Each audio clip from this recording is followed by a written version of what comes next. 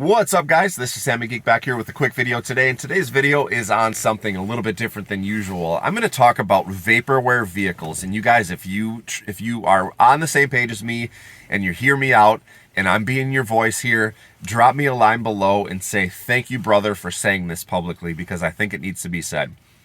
Recently, earlier today, the TFL Fast Lane Car, which, by the way, awesome website, awesome guys, they put out a video today that is comparing, and you guys see this, you've seen this a million times. They're comparing the Rivian truck to the F150 electric version, the Lightning, and then also comparing that to the Silverado, the Chevy's version of their electric vehicle. Okay, and I think they might have compared the Cybertruck. But listen, you guys, I'm going to let you in on a little secret here as to what's going on. If you are blind to this, you have to open your eyes.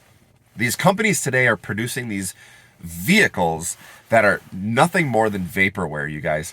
And let me go back in time a little bit. Let's go back to, like, call it the 80s, all right? So a company wants to produce something cool and get the buzz going about their company. So they have two ways to do it. One, produce a new vehicle and advertise it on TV or billboards or sports games, whatever it is. That is a major budget that they're counting on, right? So it's built into the coffer, into the budget, marketing funds, and they're gonna either go advertise this vehicle nationally through the means I just told you, or they're gonna produce something like a concept vehicle, and they're gonna bring it around and they're gonna tow it around. So they got this expense of building this vehicle that it doesn't really have to do much other than look cool, and they're gonna bring it to all these different shows and show it to people at the different car shows throughout the nation. And back in the day, keep in mind, like, we're talking 80s now. So people are going to take pictures of this vehicle. They're going to post stories about it. They're going to write articles, newspaper articles, whatever it is, about the particular vehicle. So now all of a sudden people are opening up magazines and reading it. And they're like, wow, look at this. This is the future of GM. This is the future of Ford. This is the future of Volkswagen, whatever it is. That's how they did it in the 80s. Now, fast forward to today. The best one, there's been several that have done it, but the best one is the Cybertruck, which I actually bought into as well. So I'm a reservation holder on the Cybertruck as of day one. So Elon Musk, he got me. And this is what they do. So they instead of putting marketing money into advertising and all these other things, they put marketing money into building a vehicle with all the best specs. I mean, making this thing the king. And look what happens. They come out with this fancy introduction and everybody's talking about it. It's all over the internet. It's all over Twitter. The stock goes through the roof. They take literally up today, like, there's like, what, 1.5 million reservations on the Cybertruck times $100. So they're going to collect millions of dollars worth of revenue that's going to sit in a coffer that either A, they need to produce a vehicle, or B, they need to give it all back to the customer. And so they're going to see that the demand is there. So they're testing for demand on the different things. And then they need to go back to the books and try to figure out if conceptually this is actually going to work. But what did it do for the company? How much did it cost them to make that vehicle, to produce that vehicle, to put it up on stage, to make that show, to invite in all the YouTubers? What was the cost of that? What was the return on investment to Tesla with the stock increase, with the increase in demand? Look at now, fast forward, they've sold out every single Model 3 and every single Model Y for like the next year. And I think part of it is due to the fact that they came out with this crazy Cybertruck and everybody started talking Tesla, and then it's like, boom, the thing took off. The stock's been through the roof.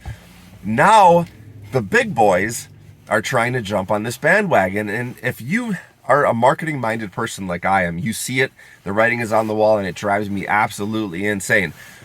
I'm going to give you okay, Ford is going to get a little bit of a pass for this one with the F150, because they did it. They created the F150 and they are going to be shipping supposedly this spring. Okay.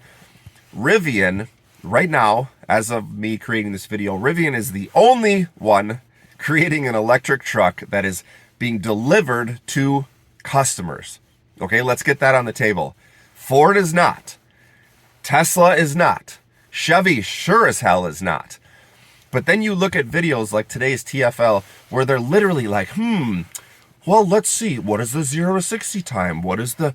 Okay, let's compare range. Let's look at the range. Let's compare range of the Rivian to the range of the Chevy Silverado that comes out in 2 years. Really? We're going to compare Vaporware to something that's being delivered to a customer today. How can you legitimately be a car guy and look at yourself and talk to your customer with an honesty and say, well, would you consider the Silverado range or the Silverado value, or take everything and compare it to the Rivian today? And let's just say that they say, oh, look, the Silverado is so similar to the Rivian. Or, look, the Silverado is a much better value.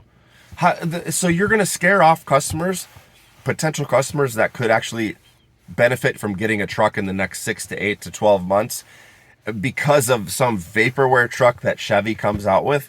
That is completely the wrong way to be looking at things. Look, if you're going to compare the Silverado today, they just launched this thing.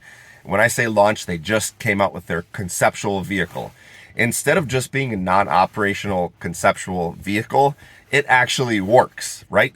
They've created one, they've put battery packs into it, they've made the investment, and look what happens now. Everybody's talking about, let's compare Rivian, let's compare Tesla Cybertruck, let's compare the Lightning to a Silverado that's we're not gonna see until what, the fall of 2023? So now Ford gets a little bit of a pass for this because their vehicle is going to be coming this spring. But they don't get a 100% pass yet. That vehicle is not being delivered to customers yet. So the only real king right now is Rivian. And you have to give Rivian, listen, no matter what comparison you're going to do, they automatically get 5 additional points because they're selling the vehicle today. I mean, they're already leaps and bounds ahead. Let's talk about range as battery packs continue to get better. Let's talk about actual price. The top Ford and the top Chevy, and including the Hummer, are well into the $100,000 mark. Today, look at the pricing. I'm not going to tell you, but compare it to Rivian. As Rivian stands today, you compare their price of a fully loaded truck to a fully loaded F-150, a fully loaded Chevy. And then here you have Tesla, what were they saying the pricing was? 69, was it 59 or 69 grand for a fully loaded Tesla Cybertruck with 500 plus mile range, 0 to 60 in 2.9 seconds. Vaporware. It's Vaporware. Listen, I'm sitting in a Tesla right now talking to you guys, and I love Tesla as a brand, as a company.